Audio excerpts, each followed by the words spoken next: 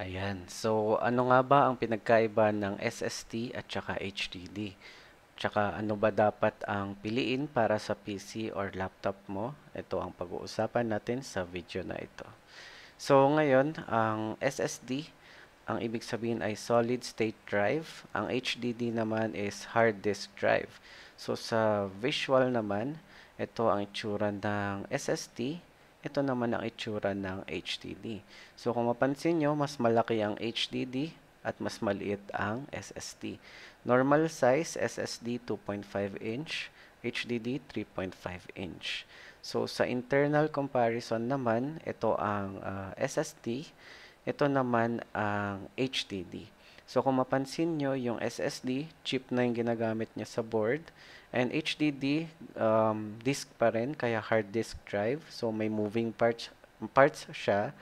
Kaya medyo prone siya sa, pag nahulog, medyo prone na masira agad. Tsaka pag nag-on yung PC, mas maingay siya kaysa sa SSD. So, sa SSD yun naman, mas matibay siya since wala na siyang moving parts. So, ang next naman is yung sa price comparison ngayong 2025.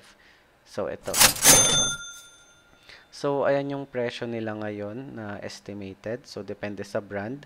Pero, kung mapansin nyo, mas mahal pa rin ang SSD at mas mura ang HDD. So, yan. So, ang next naman is yung performance. So, ang SSD, mas mabilis siya mag-boot, mag-load ng files up to 5 times faster than HDD. So, ibig sabihin yung HDD, medyo mas mabagal siya mag-load ng files at saka mag-boot pag mag-on yung computer. So, ayan. So, ang final takeaway natin dito is ang SSD mas matibay, maganda sa OS, gaming, and performance, pero mas mahal. Ang HDD naman, medyo, since may moving parts siya, hindi siya ganun katibay pag nahulog.